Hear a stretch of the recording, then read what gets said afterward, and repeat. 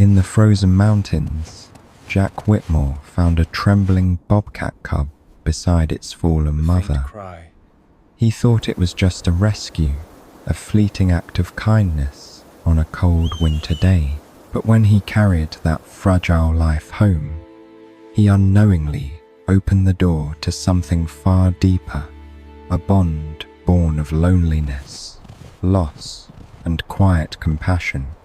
And one day, the morning unfolded softly over the Cascade Range. Pale sunlight stretching through pine shadows, still heavy with snow. Jack Whitmore stepped outside his cabin, the air biting but clear, the kind of cold that sharpened sound. Frost clung to his beard as he poured black coffee into a dented thermos. Around him, the forest waited in perfect stillness, the silence of things that remember loss. He walked his usual route along the ridge, boots creaking on the frozen path. It had been 3 winters since the fire that ended his career, and nearly his will to stay among people. Out here, there were no sirens, no reporters, no questions, only wind, the sigh of trees, and the steady rhythm of walking. Each step was a kind of prayer, not for forgiveness, just for quiet. Halfway through the loop, the forest's calm shifted. A sound threaded through the stillness, high, short, not quite human. Jack froze. The cry came again, thin as thread, carried by the wind. He followed it down a slope dusted with new snow, where an old ash tree leaned sideways, its roots half exposed. The noise was coming from beneath it, faint but alive. He knelt and brushed the snow aside. Beneath the roots lay a shallow den. A female bobcat watched him with eyes like amber glass, her flank torn and bleeding, breath uneven. 3 kittens pressed close to her side, 2 plump and strong, the third smaller, its coat pale and spotted, trembling against the cold. Jack held his breath. He knew the rule, don't interfere. Nature knows what to do. But the smallest cub tried to lift its head, failed, and whimpered again. The sound broke something in him.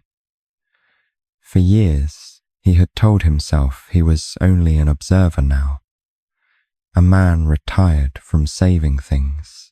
But that cry, so thin, so stubborn, felt like a hand tugging at his heart. He whispered, "Hang on, little one," though he wasn't sure if he meant the cub or himself. The mother didn't move, just blinked slowly, her gaze steady as if giving permission. Snow began to fall again, small flakes drifting between them. Jack stayed a while, watching the mother's sides rise and fall, each breath a battle. When the cub coughed a fragile sound swallowed by the wind, he knew it wouldn't last the night.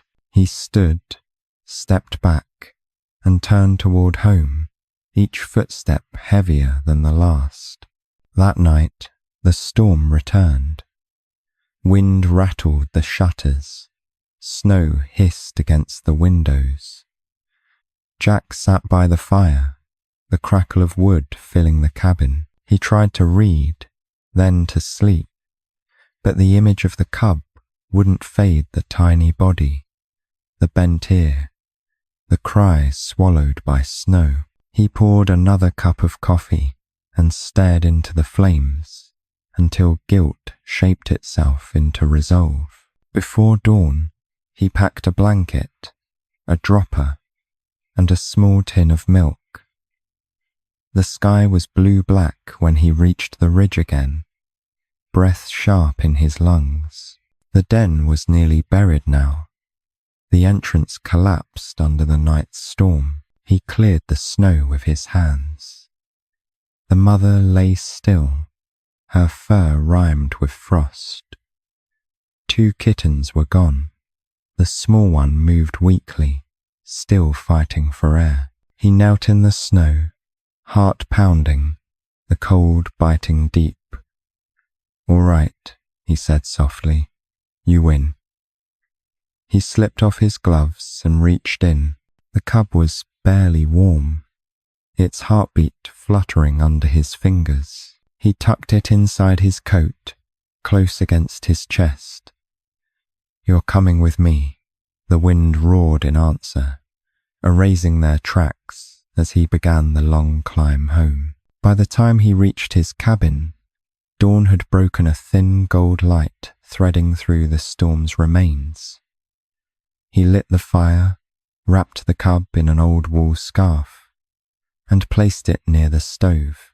It shivered, eyes still closed.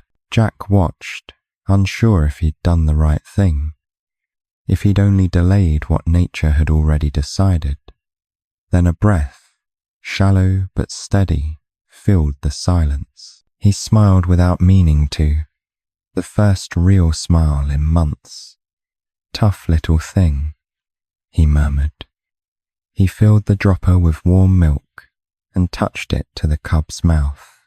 After a moment, it swallowed once, then again. He exhaled, the tension slipping from his shoulders. Outside, the forest shifted under the new light, quiet but alive, as if watching. Jack leaned back in his chair, the firelight soft on his face, the cub's tiny body rising and falling with fragile rhythm. Somewhere deep in his chest, an old instinct stirred, the one that used to run toward flames, not away. He looked at the small life he had stolen from death and felt something long buried return, a reason. As the day brightened beyond the window, the forest held its breath once more, not from fear, but from wonder. Jack whispered, "Maybe saving you is how I start saving myself." The cub stirred, a flicker of movement beneath the scarf, and the fire gave a soft, answering crackle. In that fragile quiet, 2 heartbeats found the same pace. Dawn settled like warm gauze over the cabin, the storm's edge loosening into light. Jack fed the stove and watched the bobcat cub sleep, a small rise under a wool scarf. Each breath seemed borrowed and brave. The room held the soft talk of fire and the faint tick of thawing ice, as if the house itself was learning to breathe with them. He warmed milk in a dented tin, testing the heat on his wrist, the way he remembered from long ago rescues. The dropper tapped the cub's lip. Nothing. He waited, then tried again. A swallow came, then another small victories that felt larger than the room. Outside, a jay called once and thought better of breaking the quiet. Jack noted the time in his field book, handwriting steadier than yesterday. Feed, rest, temperature, movement. He wrote stubborn and underlined it, then scratched a quieter word, hope. The cub twitched at a change in the fire's rhythm, nose lifting toward warmth. He shifted it closer, careful with the scarf and the small bent ear. The rules still lived in his head, old lines drawn for good reasons. Don't turn the wild into something it isn't. Don't carry home what the winter means to keep. He tried to set the book aside and set the rules with it, but they followed him, filling the corners like shadows. The cub slept through his argument without choosing sides. By noon, the light took on a gentler gold. Jack cracked the door and let a thin stripe of cold roll across the floor. The cub stirred, a tiny paw kneading against wool. He felt the impulse to name it and stopped, as if a word could tip the balance too far. He whispered nothing at all and let the fire answer with a soft breath. When the dropper met the cub again, the response came quicker. A thin purr trembled at the edge of sound, more a vibration than a voice.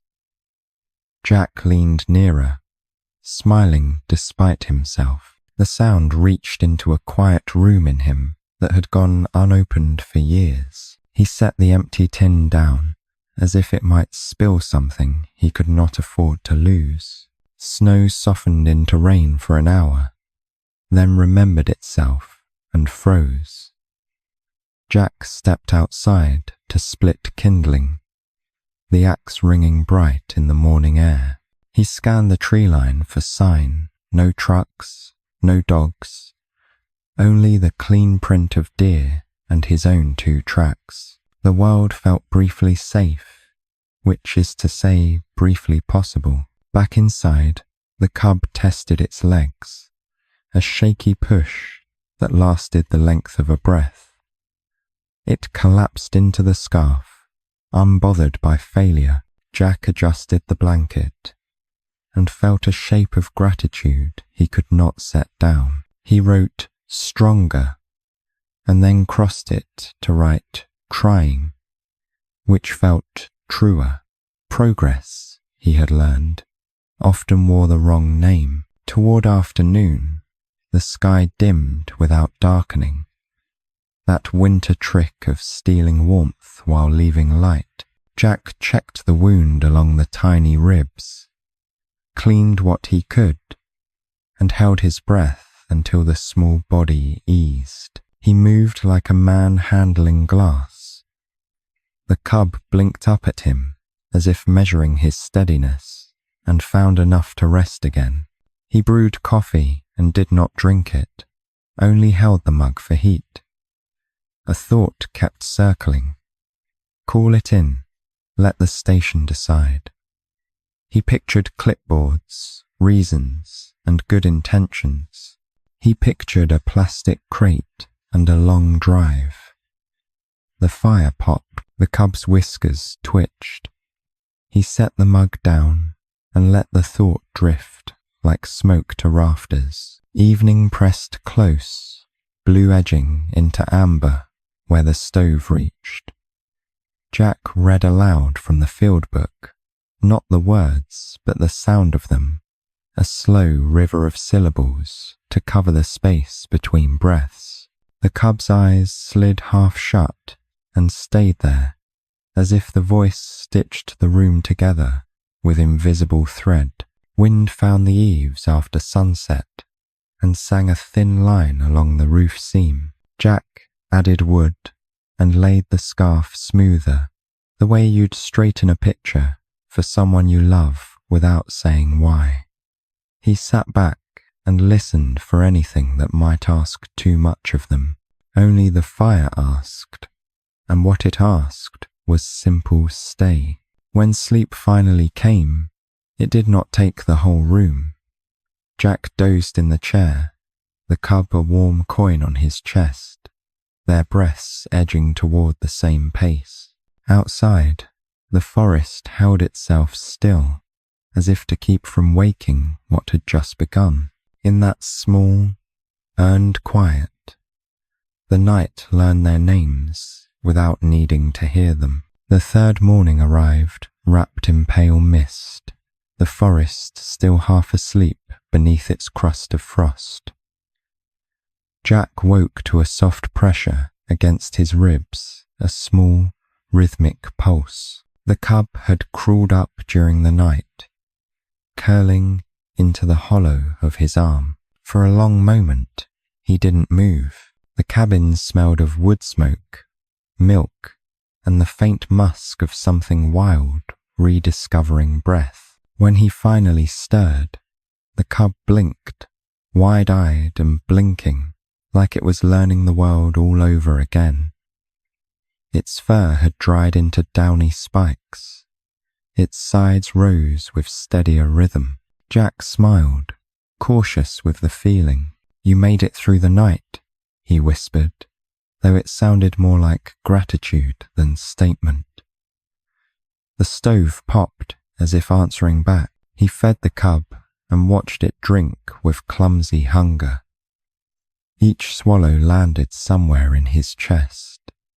Afterward, it tottered across the table, paws sliding on the wood, and tried to climb his sleeve. It was too small to succeed, but too proud to stop. Jack let it try, because trying was its own kind of victory. The world outside was thawing. Patches of brown earth showed between the drifts, and water dripped from the eaves in slow punctuation. Jack stepped out for air, leaving the door ajar. The forest breathed cold against his face. A hawk circled above the ridge, its cry sharp enough to remind him that peace in the wild was always temporary. He glanced back at the cub, sleeping in a circle of sunlight, and felt the fragile balance of both worlds tug at him. Later, he loaded firewood into the stove, one log at a time, careful not to wake it. He thought of the people at the ranger station. Rosa, maybe, with her calm eyes and her rules. She'd tell him to report the rescue, to follow procedure, to let professionals decide. But she hadn't been there when the cub's breath caught in his hands, when a tiny life leaned on his heartbeat to survive. Paperwork couldn't measure that. By midday, the cub found its voice, a sound halfway between a squeak and a purr.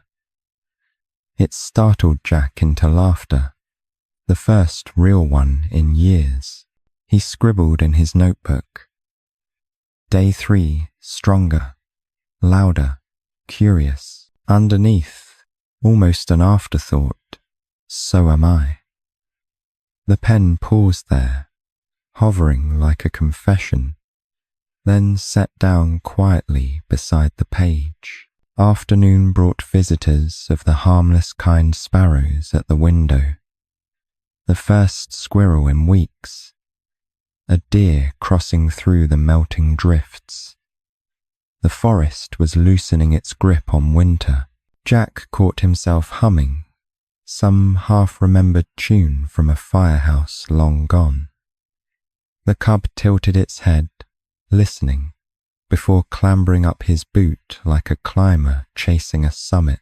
The warmth between them grew unspoken. Jack found himself narrating small things aloud, how the light shifted, how the wind changed, how the world kept turning even after you thought you'd lost your reason to.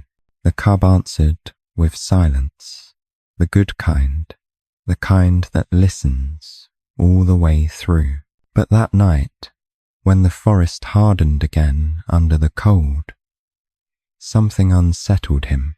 The cub had begun to move with more confidence, exploring corners of the cabin, batting at shadows, testing its strength. Jack watched and wondered what he was really teaching it, comfort or captivity. The questions settled into the room like smoke. He poured another coffee and stared out the frosted window. Beyond the glass, snow carried the prints of fox, rabbit, and something heavier, cat maybe, or coyote.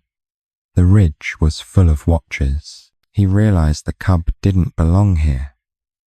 Not truly. It belonged to the rhythm of wild things, not to the hum of a stove and the slow hands of a man still learning to forgive himself. The fire burned low.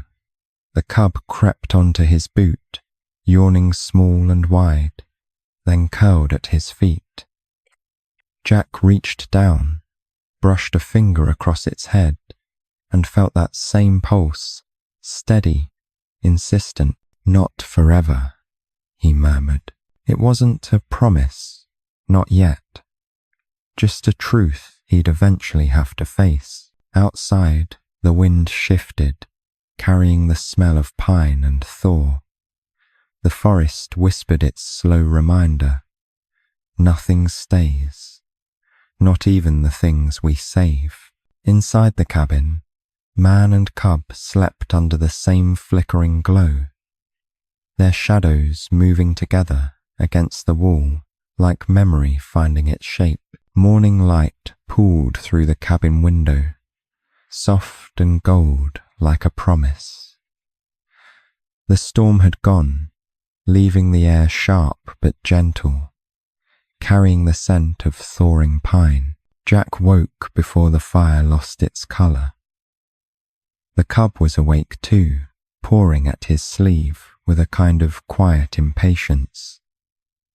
He laughed under his breath, the sound almost foreign in the stillness. "All right, little one. Breakfast for two." He warmed milk while the cub waited near the stove, tail twitching with curiosity.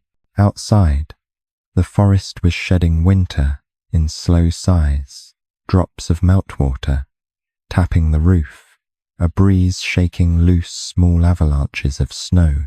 The cub drank from the dropper greedily, eyes half closed in a trance of survival. Jack watched, careful not to blink, as if each swallow might still be the last. By mid-morning, sunlight reached across the floorboards, turning the scarf into a patch of gold. The cub followed the light, chasing its edge until it collapsed into sleep. Jack filled the quiet with the sound of his pencil scratching across the field notebook. "Day 5, he wrote. "Energy returning. Tries to walk more. Still small, but determined." He paused, tapping the page, then added, "Reminds me of someone I used to be." When he stepped outside, a hawk's cry carried across the ridge. The forest had changed tone, no longer muffled by snow, but awake, aware. Tracks dotted the slope below the cabin. Deer, fox, something larger. He knelt to inspect them, gloved hand hovering over the prints. Mountain lion, maybe. He straightened slowly.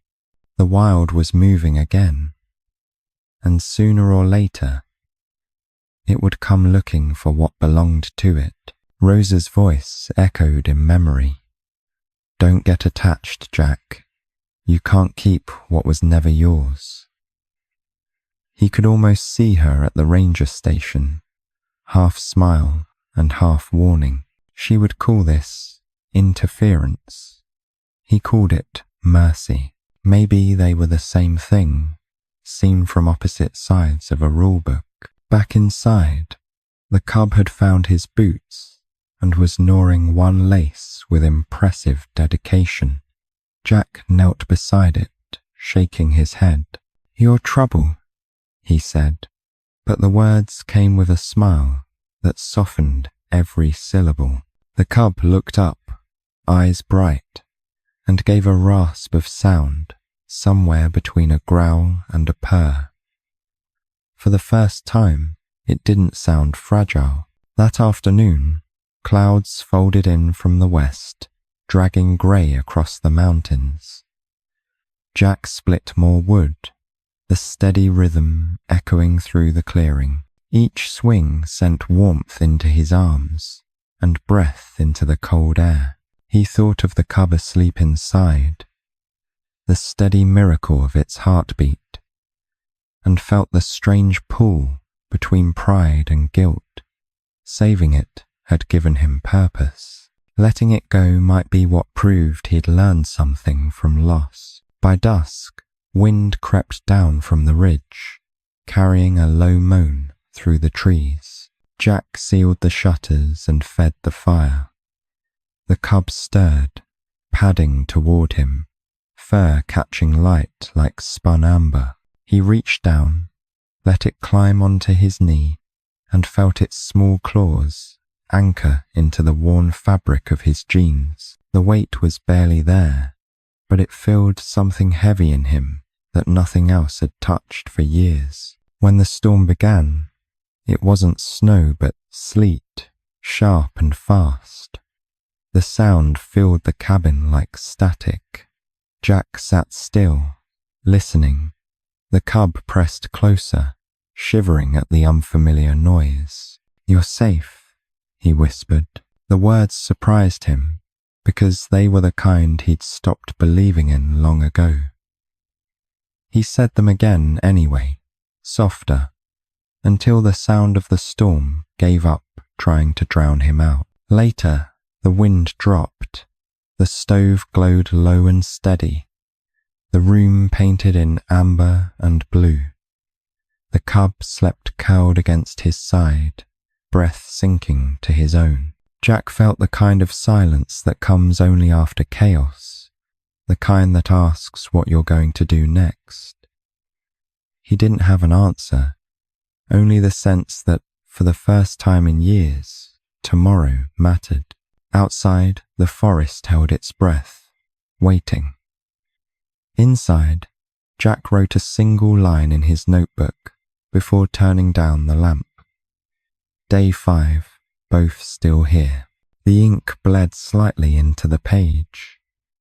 A small imperfection that made it real. He closed the book, leaned back, and let the quiet wrap around them like a soft, unfinished prayer. The 5th morning broke beneath a sky the color of pewter, the air heavy with the scent of distant rain. Jack woke to the sound of claws on wood soft, testing scratches near the door. The cub had found the threshold and was pawing at the outside world it did not yet understand. He smiled wearily, then frowned. Curiosity in the wild was promise and danger wrapped together. He crouched beside the cub, running a finger along its small spine. "Not yet," he whispered. The cub blinked up at him, its reflection caught in the window's frost. Beyond that thin glass, the forest shifted and listened. The wind came from the north again, the kind that carried change. Jack poured coffee, steadying his hands on the cup, but unease had already settled in. By midday, clouds pressed lower, the light turning silver. Jack checked traps on the far ridge, part of his duty, even in solitude. The air was thick with silence until the faint crunch of snow broke behind him. He turned, half expecting deer. Instead, tire tracks wound down the service road, fresh, deep, deliberate. No ranger trucks came this far anymore. He knew that pattern too well. Hunters. He followed the marks until the scent of oil and tobacco hit him. 3 men had passed through, leaving behind footprints and the ghost of laughter that didn't belong in quiet places. He crouched beside a bent sapling, and his jaw tightened. They'd set a snare, crude, steel, new. The law said, report it. His heart said, remove it. He did both, pocketing the wire as proof and warning. When he returned, the cub was restless, pacing along the wall like it felt the shift in him. Jack stoked the fire, but warmth didn't reach far enough. There are people out there, he murmured, not sure which of them he was trying to convince. The cub pressed against his boot, a tiny, defiant heartbeat against the quiet. He reached down and felt something settle, not fear, but a familiar resolve he thought he'd retired. Evening came with sleet, a low hiss against the roof. Jack watched from the window, eyes tracing the darkness beyond the clearing. Then movement of flicker between trees. light bouncing off metal. He shut the lamp and stood still. The cub sensed it too, tail bristling, body taut. The forest had gone from patient to alert. A voice cut the distance, muffled, careless, human. "We'll check again at dawn." Then silence. Jack exhaled through his nose, slow and cold. He knew the pattern. Traps set by night, retrieved by morning. He also knew the place they'd likely bait the creek bend, where animal trails converged. He should have called Rosa, but the radio lay useless in static. The choice was simple and dangerous. He'd seen enough men die from waiting for permission. The cub followed him as he packed the small rifle and lantern. "Stay," he said, firm but gentle. It only tilted its head, uncertain. He shut the door behind him, feeling its cry against the wood, a sound that pulled, not pleaded. The snow caught his boots as he crossed the ridge, each step a promise of something he couldn't name. At the creek, moonlight filtered through thinning clouds. He found the first trap easily, half buried under frost, the scent of bait still fresh. He knelt to disable it, hands steady despite the cold. Then another, farther up. When he reached for it, a twig cracked behind him. His body froze before his breath did. He turned slowly, expecting fur, and met eyes instead. Human, startled, angry. "What the hell are you doing here?" The man's voice carried whiskey and defiance. Jack straightened, cleaning up what doesn't belong. The hunter raised a hand, maybe to argue, maybe to worse. The moment stretched, fragile and thin as ice. Then thunder rolled, not from sky, but from the mountain's echo. Warning both to back away, the hunter spat into the snow and left without another word. Jack dismantled the rest alone, metal ringing against the stone like tiny confessions. By the time he returned to the cabin, dawn was crawling out from the trees. He opened the door to find the cub waiting, eyes wide, breath fogging the air. It limped slightly, one paw caught on something shiny. His heart stilled. The cub had followed him, straight into the snare he hadn't seen. He dropped to his knees, cutting the wire free with shaking hands. The wound was shallow but cruel.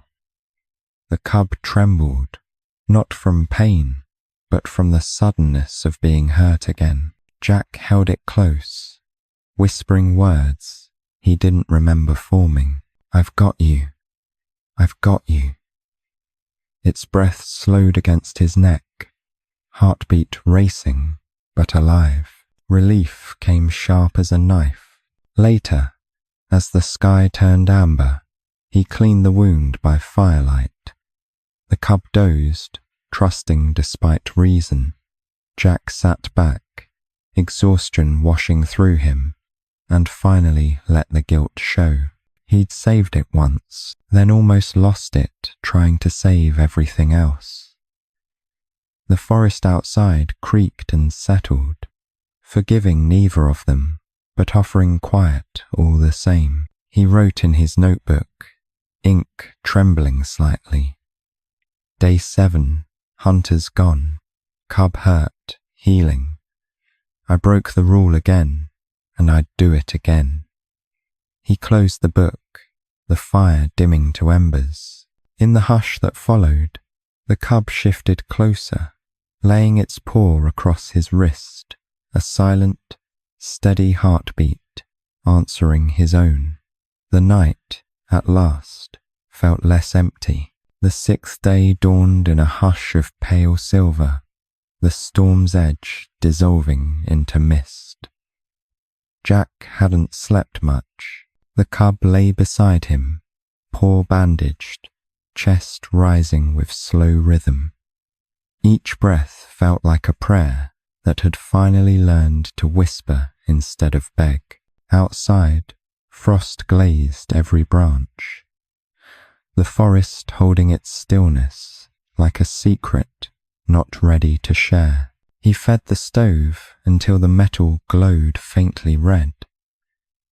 The cabin, filled with the crackle of settling wood and the low hum of survival.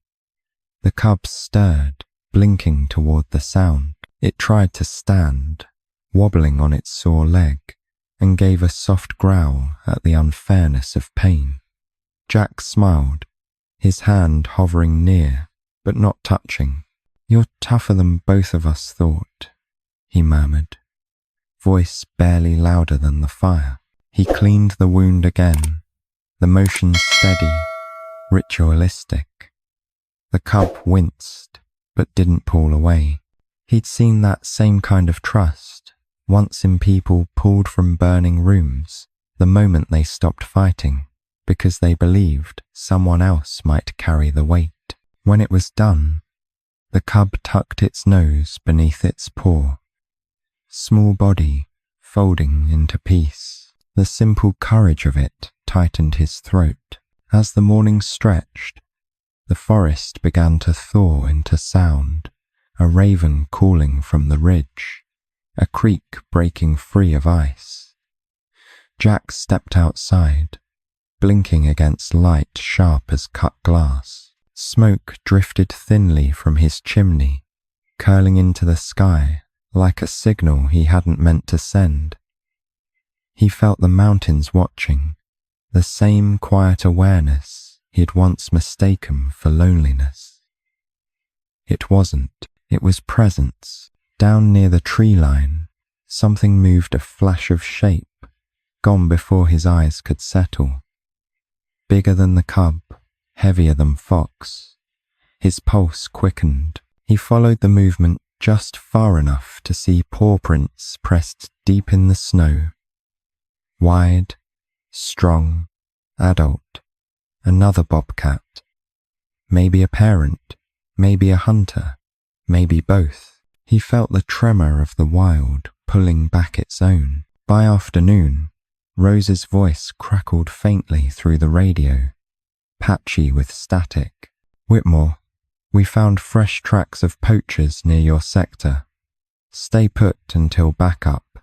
He pressed the button, but didn't answer right away. His gaze went to the cub sleeping in the fire's warmth, the bandage stark against pale fur. "Copy that," he said finally, though the word stay felt heavier than it should. The day slipped by quietly, every minute suspended in waiting. Jack carved small notes into his field book. The temperature, the sound of rain returning, the cub's appetite. Beneath that he wrote, "I keep thinking about the rule, don't interfere, but maybe the rule only works for those who've never lost something worth breaking it for."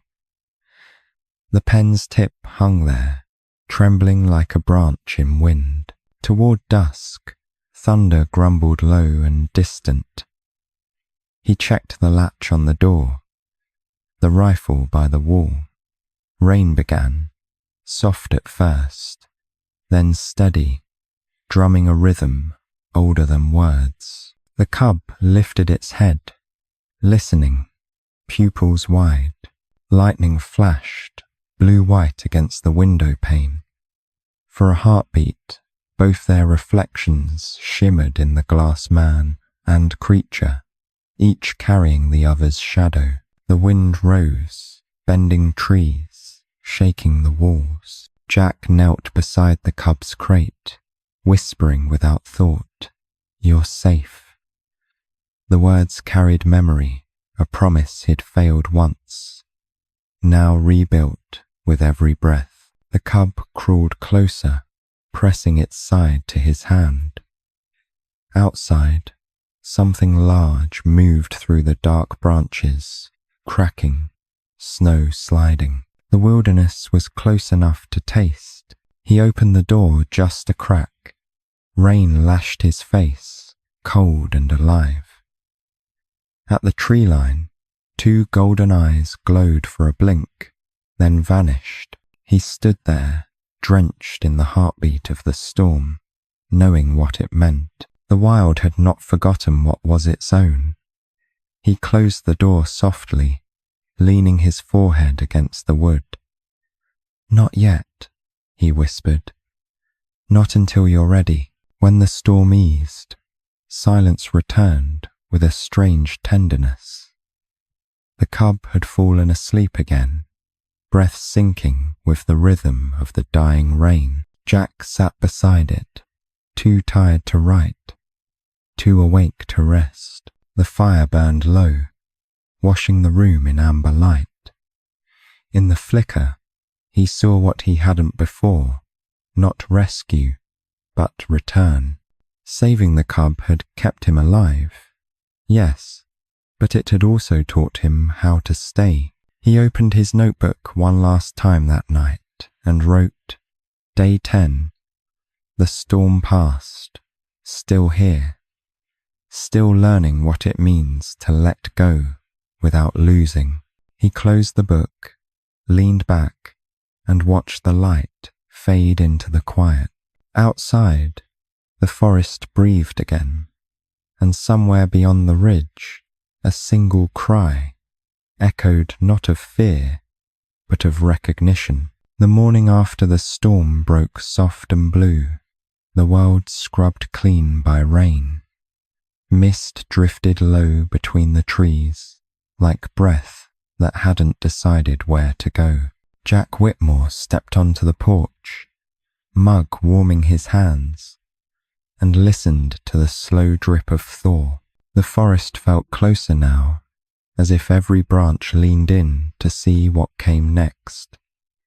Inside, the cub slept by the stove, its paw healed to a thin scar of silver. He watched it stir, stretching long for something larger than the room. It stood, blinked at the open door, and sniffed the air that carried pine and freedom in equal measure. "You smell that?" Jack said quietly. "That's home." The word hung there between them, strange and true. He felt pride, but beneath it, the ache of what pride costs. By midday, sunlight poured through the windows, catching the dust motes like tiny stars.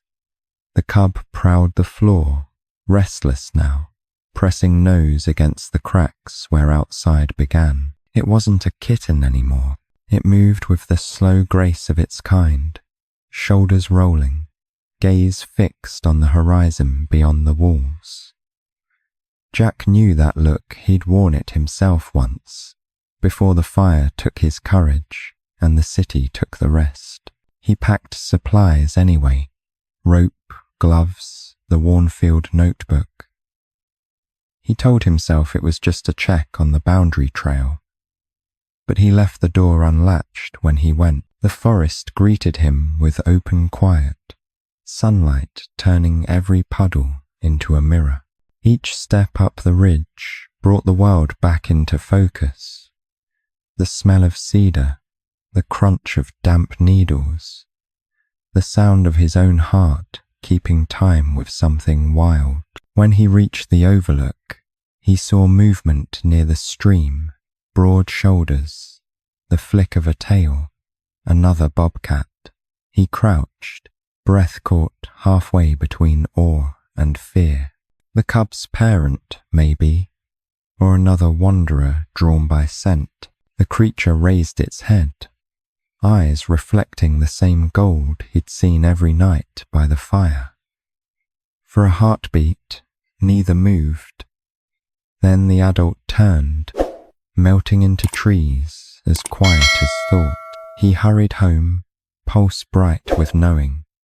The cub met him at the door, pupils wide, tail high. It smelled the air clinging to his coat and gave a low, throaty sound that wasn't quite a meow. Something in it shifted recognition, call, promise. Jack knelt, resting his palm on its shoulder. "They're out there," he said softly, "and they're waiting for you." The words stung even as they healed. Evening came slow, gold giving way to blue. He built one last fire, small but steady, and opened the door. The forest glowed under moonlight, wet and silver. The cub paced once, twice, then stopped at his feet. He could feel its indecision like an echo of his own. "You'll know when it's time," he whispered. "Don't let me be the reason you forget who you are." The cub pressed its head against his leg, a single, grounding gesture, then stepped into the night. It paused once at the edge of the clearing, turning back. Their eyes met his full of release, its full of return. Then it vanished, swallowed by the quiet that only wild things understand. The sound of its steps faded into rain-soft ground. Jack stood there long after it was gone, the wind threading through his jacket, the forest whispering around him. He wanted to call out, but the words stayed behind, where they belonged. Inside, the cabin already felt larger and emptier. Its silence stretched into something holy. He sat by the fading fire and let the ache bloom into peace. Later, he wrote in his notebook, "Day 14, gone back to where it belongs." Maybe that's what saving really means, learning when to step aside. He left the page open beside the lamp, the ink drying like a slow exhale. Outside, the forest pulsed with unseen life. Somewhere out there, he knew, the cub was running, not away from him, but toward everything it was meant to be.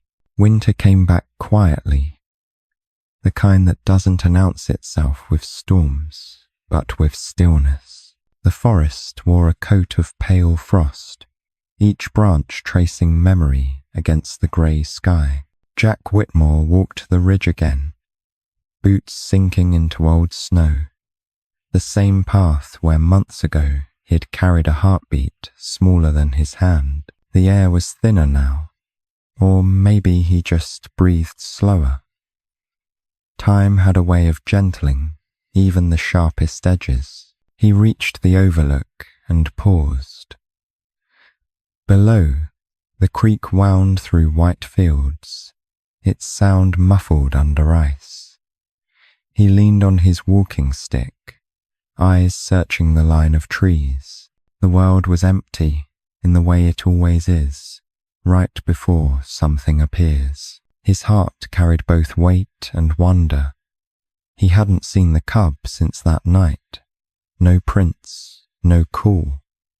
Only the quiet knowledge that letting go had been the right kind of loss. Back at the cabin, the stove hummed its old tune. The field notebook lay on the table, worn soft at the edges. He flipped through its pages, small notes of survival, of milk and firelight and snow. On one page, the ink had smudged where his thumb once rested. The word alive, blurred but readable. He smiled at it, a private kind of gratitude that no longer needed words. That afternoon, clouds broke apart, and sunlight spilled gold across the clearing. Jack stepped outside, drawn by instinct more than reason. The air carried a scent he hadn't noticed in months. Wild, clean, familiar. He turned toward the tree line just as movement flickered between the shadows. A figure emerged, cautious but sure-footed, fur brushed with white along the neck. His breath caught. "You," he whispered, not daring to move. The bobcat stood at the edge of the clearing, larger now, coat thick and gleaming. Its eyes caught the light, two small suns burning steady. Behind it, two smaller shapes bounded through snow, young, quick, their cries soft as wind through grass. Jack felt laughter rise in his chest, tangled with something that hurt in the best possible way. "You made it," he said, though his voice was just air. The cat tilted its head, as if remembering the shape of his voice. They watched each other across the distance, man and creature, each a mirror to the other's survival. The cubs tumbled between their mother's legs, and for a moment the clearing felt alive again with the pulse of everything he thought he'd lost. The mother stepped forward once, leaving prints that glowed in sunlight, then stopped, a polite boundary between what was wild and what was human. Jack nodded, slow and sure. He understood. The bobcat turned back toward the trees, the cubs following close, their small paws scattering snow into silver dust. Just before vanishing, the mother glanced over her shoulder, a quiet gesture that felt like goodbye and gratitude folded into one. Jack raised a hand, but didn't wave. Some moments are better kept still. When the forest swallowed them, he stood a long time in the fading light. Snow began to fall again, soft and weightless, covering their tracks almost as quickly as they'd formed. The air smelled of pine and smoke, and endings that didn't hurt. He whispered to no one, "Guess you were saving me all along." Inside, the cabin welcomed him with its ordinary warmth. He added wood to the fire and sat at the desk. On the last page of his notebook, he wrote, "Some lives cross ours to remind us we're still part of the wild." He set the pen down and let the silence settle around him. Outside, the wind moved through the trees, like breath through a sleeping chest. Later, when the fire dimmed, he opened the door one last time. The night glowed faintly blue, stars trembling above the ridge. Somewhere out there, a soft cry echoed a call, not of need, but of knowing. Jack smiled, closing his eyes against the cold. The sound faded, leaving peace in its place. The forest exhaled, and for the first time in years, so did he. If this story touched your heart, just drop a 1 in the comments, or a 0 if it stayed quiet inside you. Don't forget to subscribe. There are more gentle stories waiting just beyond the trees.